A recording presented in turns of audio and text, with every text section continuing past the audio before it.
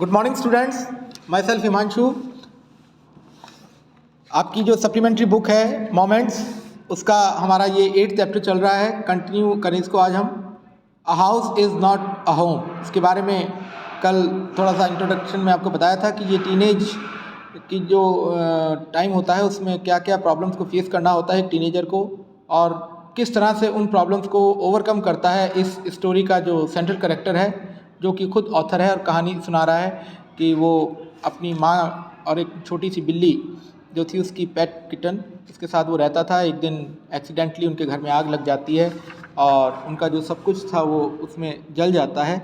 और ये कहानी अब तक अभी चली रही थी, ये एपिसोड जो है पूरा कंप्लीट हुआ नहीं था उनके घर में आग लगने का।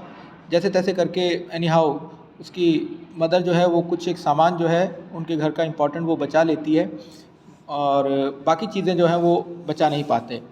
अब इसके आगे क्या होता है वो हम आज की स्टोरी में देखेंगे। इसी स्टोरी में आगे कंटिन्यू करते हुए सी 5 आवर्स लेटर, 5 घंटे के बाद the fire was finally out. आग जो थी वो पूरी तरह से बुझी। फायर आउट का मतलब आग बुझाना। Our house was almost completely burn. हमारा घर जो था पूरी तरह से जल गया था, burn down. But then it struck me, लेकिन तभी मुझे एकदम दिमाग में आया, I hadn't seen my cat. मैंने अपनी बिल्ली को नहीं देखा था। वेयर वॉज माई कैट, मेरी बिल्ली कहाँ थी। मच टू माई हॉरर, मेरे डर में और ज़्यादा बढ़ोतरी हुई। आई रियलाइज्ड, मुझे एहसास हुआ that she was nowhere to be found, कि वो कहीं भी दिखाई नहीं दी थी इतनी देर में। Then all at once it hit me, तभी अचानक ये बात मेरे दिमाग में आई। द न्यू स्कूल, ये जो नया स्कूल है जो मैं जिससे ऑलरेडी परेशान था, वहाँ के एनवायरनमेंट से एडजस्ट नहीं कर पा रहा था। फायर, आग लग जाना, दूसरी इंसिडेंट जो कि अच्छी नहीं हुई लाइफ में, और मेरी बिल्ली का खो जाना। हाँ, I broke down in tears. और इन तीनों चीज़ों के बारे में जब मेरे दिमाग में आया वन बाय वन करके, तो मैं फुट फुट के रोने लगा। And cried. I was suffering loss. मैं बहुत नुकसान उठा रहा था अपनी लाइफ में इस समय। अपना जो लवली स्कूल था, प्यारा स्कूल, वो मैंने खो दिया, घर खो दिया, बिल्ली खो दी। काफ़ी बड़ा वक्त था वो, बहुत इम्पॉर्टेंट टाइम था ये। इम्पॉर्टेंट मतलब in the negative sense. The fireman wouldn't let us go back in the house that night. Fireman ने हमको उस रात हमें अपने घर में नहीं जाने दिया, क्योंकि वो पूरी तरह से जो है वो ठंडा नहीं हुआ था। हो सकता था कि उसके अंदर दोबारा आग लग जाए किसी पोर्शन में। It was still too dangerous, ये अभी भी ख़तरनाक था। डेड और अलाइव, जिंदा, मृत या जिंदा, I couldn't imagine living without knowing about my cat. मैं कल्पना नहीं कर सका वहाँ से जाने की, लीव, छोड़ना, without knowing about my cat, बगैर मेरी बिल्ली के बारे में जाने कि भाई वो जिंदा है या मर गई, ये जाने बिना मैं वहाँ जाने के बारे में सोच भी नहीं पा रहा था। Regardless I had to go, लेकिन इस पर ध्यान दिए बिना, मतलब इसको इग्नोर करते हुए, आई हैड टू गो, मुझे जाना पड़ा। तो ज़बरदस्ती ले गए मुझे, देखेंगे बाद में, अभी तो चलो यहाँ से। We piled into the car with just the clothes on our bags. हम कार के अंदर बैठ गए उन्हीं कपड़ों में जो हमारे पीठ पे थे, मतलब जो हमने पहन रखे थे। And a few of the firemans blanket, और कुछ फायरमैन्स ने हमको कंबल दिए थे उनके साथ। And made our way to my grandparents house to spend the night. और मेरे दादा दादी के घर चले गए वो रात बिताने के लिए।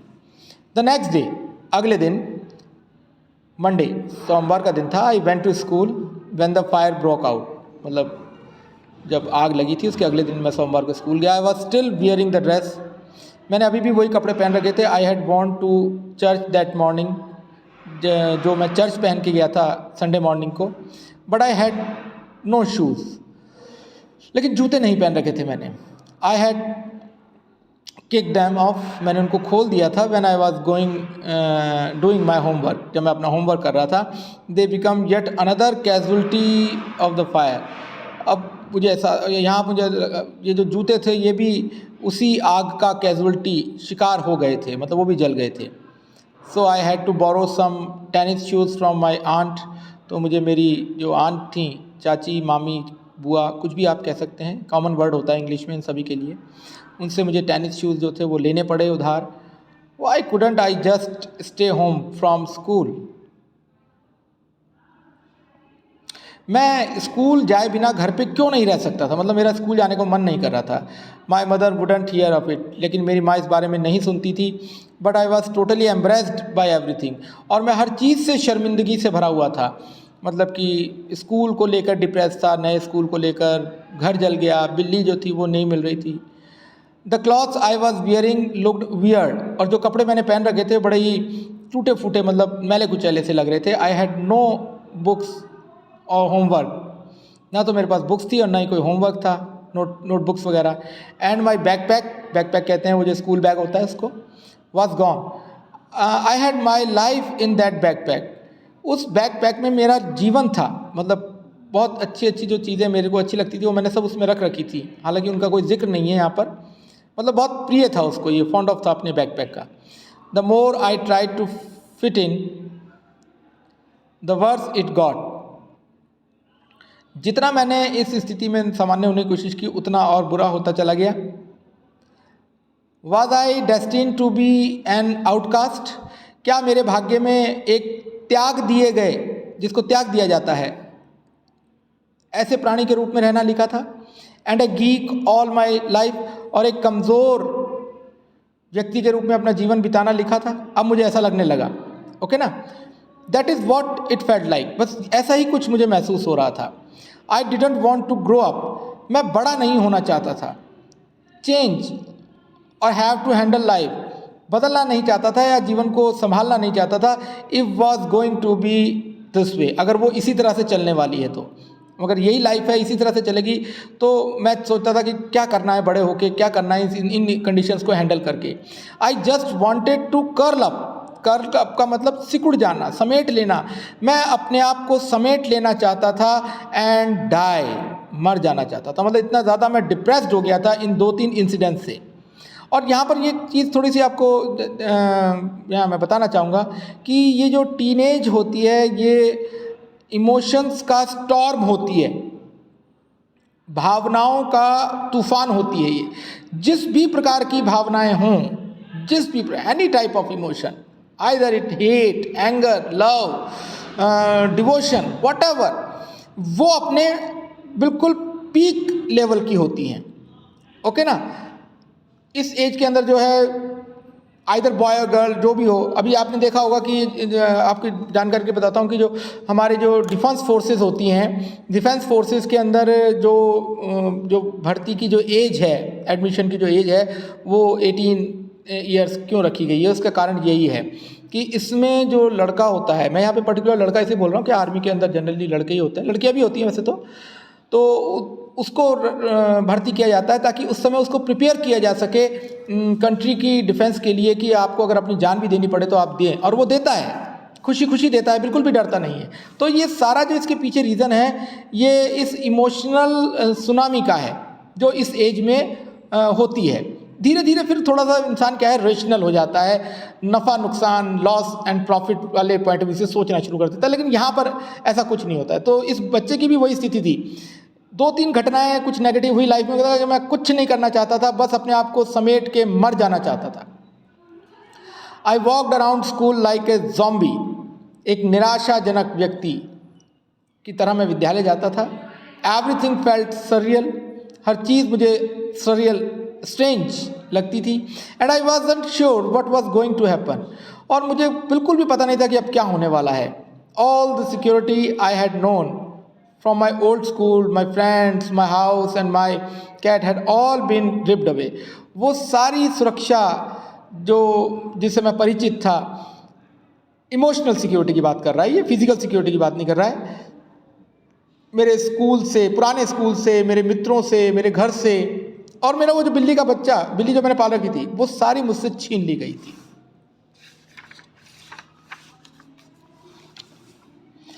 When I walked through what used to be my house after school that day, जब एक दिन मैं उस घर के पास से गुजरा जो कभी हमारा घर हुआ करता था स्कूल से लौटते वक्त, I was shocked to see, मैं एकदम हक्का बक्का रह गया, स्तब्ध रह गया टू सी, ये देख कर कि how much damage there was, कि वहाँ पे कितना नुकसान हुआ था. Whatever hadn't burned was destroyed by the water and chemicals they had use to put out the fire. और जो चीज़ जली नहीं थी, वट एवर हैडंट बर्न, जो चीज़ जली नहीं थी वॉज डिस्ट्रॉयड, वो बर्बाद कर दी गई थी, ख़राब कर दी गई थी बाई वाटर, उस पानी के द्वारा, एंड केमिकल्स के द्वारा जो लोगों ने और फायरमैन्स ने यूज़ करी आग को बुझाने के लिए। मतलब कुछ भी नहीं बचा था। The only material things not destroyed were the photo album। चीज़ों के अंदर जो चीज़ ख़त्म नहीं हुई थी पूरी तरह से वो थी फ़ोटो एल्बम्स, क्योंकि वो मेटल के होते हैं जनरली। सॉरी, माई मिस्टेक, पूरा सेंटेंस नहीं पढ़ा मैंने, my mistake. Okay, the only material things not destroyed were the photo albums, documents and some other personal item that my mother had manage to heroically rescue. वो photo album, वो कागजात और कुछ और चीज़ें जो मेरी माँ ने जैसे तैसे करके मैनेज करके बहादुरी के साथ, हीरोइकली मीन्स बहादुरी के साथ, ब्रेवरी के साथ बचा लिए थे, बस वही चीज़ें बची थी, बाकी सब बर्बाद हो गया। But my cat was gone, मेरी बिल्ली चली गई थी, and my heart ached for her. Act का मतलब होता है दर्द होना। मेरे दिल में बहुत दर्द हो रहा था उसको लेकर, मतलब बहुत दुखी था मैं। There was no time to grieve, दुखी होने का समय नहीं था। My mother rushed me out of the house, मेरी माँ जो थी वो मुझे जल्दी से घर से बाहर ले आई। We would have to find it a place to live, हमें एक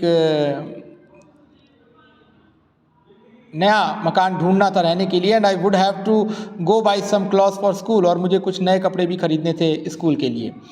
we had to borrow money from my grandparents, हमें अपने ग्रैंड पेरेंट्स से पैसा उधार लेना पड़ा। Because there were no credit card, क्योंकि न तो हमारे पास क्रेडिट कार्ड था, न कैश था, इवन एन आइडेंटिफिकेशन, न कि जान पहचान थी to able to withdraw money from the bank, कि हम बैंक से पैसा विदड्रॉ कर सकें।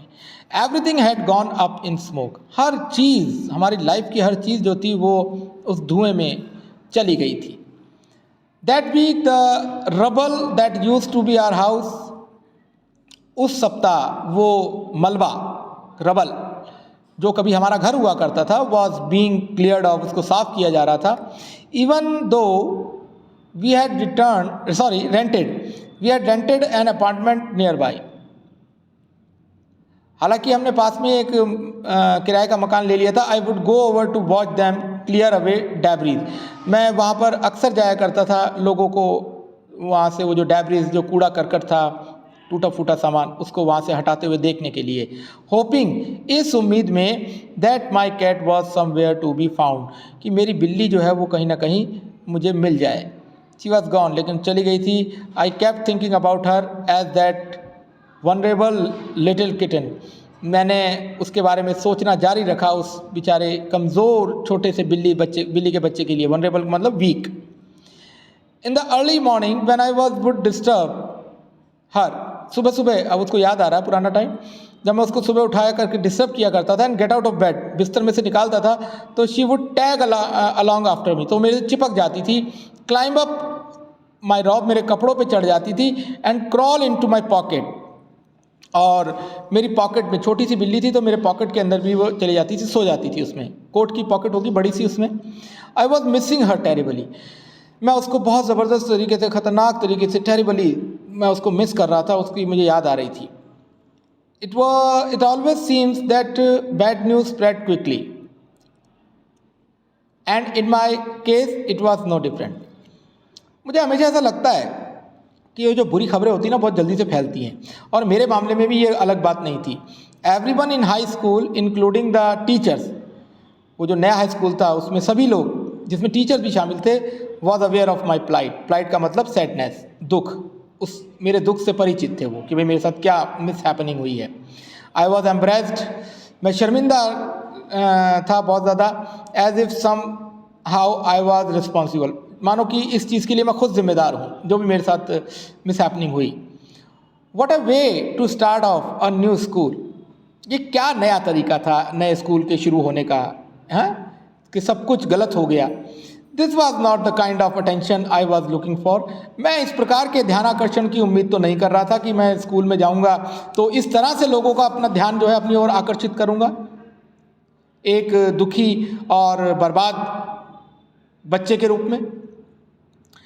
The next day at school, अगले दिन स्कूल में people were acting even more strange than usual, लोग जो थे वो थोड़ा अजीब व्यवहार कर रहे थे सामान्य से, जो भी टीचर्स स्टूडेंट्स थे। I was getting ready for gym class at my locker, students को लॉकर दिया जाता है जिसमें अपने वो आउटफिट्स वगैरह रखते हैं जिम क्लास के लिए, है ना। तो मैं वहाँ तैयार हो रहा था जिम क्लास के लिए अपने लॉकर के पास खड़ा होके। People were milling around me, लोग मेरे चारों तरफ, मिलिंग मतलब गैदर, इकट्ठा हो रहे थे। Asking me to hurry up, और मुझे कह रहे जल्दी करो भाई। आई थॉट इट स्ट्रेंज, मुझे थोड़ा अजीब लगा। But in the light of the past few weeks, लेकिन पिछले कुछ सप्ताह में जो घटना हुई थी उसके संदर्भ में नथिंग वुड सरप्राइज, अब मुझे कोई चीज़ ज़्यादा हैरान नहीं करती थी, क्योंकि इतनी मिस हैपनिंग मेरे साथ हो गई थी कि अब छोटी मोटी बातें मुझे हैरान नहीं करती थी। I almost seemed that they were trying to show me into the gym, मुझे लगा कि वो मुझे ज़बरदस्ती जिम की क्लास के अंदर शो का मतलब होता है ठूसना, ज़बरदस्ती धकेलना चाहते हैं, भाई इसका थोड़ा मूड चेंज हो जाएगा, चलो नहीं तो ये यहाँ से क्या पता यहीं बैठा रह जाए नहीं क्लास में। देन आई सॉ व्हाई, तभी मुझे पता लगा कि क्यों, मतलब क्यों वो इकट्ठा हो रहे थे। There was a big table set up with all kinds of stuff on it, एक टेबल रखी हुई थी जिसपे सभी प्रकार के सामान थे, जस्ट फॉर मी, सिर्फ मेरे लिए। They had taken up a collection and bought me school supplies, उन्होंने काफ़ी चीज़ों का संग्रह किया था मेरे लिए, स्कूल की चीज़ें लेकर आए थे, books, notebooks, all kinds of different clothes, अलग अलग कपड़े, जीन्स, टॉप्स, है ना, स्वेट सूट्स, ओके, ये सब मेरे लिए वो लेकर आए थे स्कूल के students and teachers. It was like Christmas, ऐसा लग रहा था मानो उस दिन क्रिसमस हो, क्रिश्चियन लोग जो होते हैं क्रिसमस पे गिफ्ट देते हैं एक दूसरे को, तो मुझे वैसी फीलिंग आ रही थी। I was overcome by emotion, ये सारी चीज़ें देख के मैं भावनाओं से ओतप्रोत हो गया, भाव विह्वल हो गया मैं।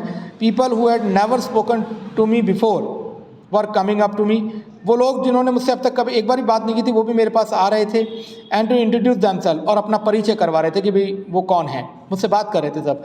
आई got all kinds of invitations to their houses, और मुझे उन सब से अपने घर आने का इन्विटेशन मिल रहा था कि भाई हमारे घर आना।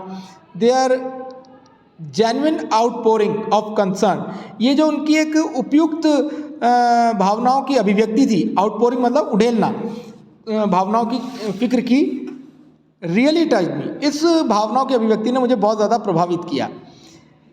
इन दैट इंस्टेंट, और उसी क्षण, I finally breathe a sigh of relief, मैंने राहत की सांस ली, मतलब मुझे थोड़ा सा अच्छा लगने लगा। And thought for the first time that things were going to be okay, और पहली बार मैंने ऐसा सोचा कि अब हालात धीरे धीरे ठीक हो रहे हैं। I made friends that day, और उस दिन मैंने कुछ नए मित्र भी बनाए। ओके स्टूडेंट्स, इसको हम आज यहीं तक ही पढ़ेंगे, थोड़ा सा ही बच रहा है स्टोरी का ये पार्ट, इसको हम नेक्स्ट क्लास में कंप्लीट करके और फिर उसी दिन इसके क्वेश्चंस भी डिस्कस कर लेंगे। Thanks for watching the video, goodbye, see you.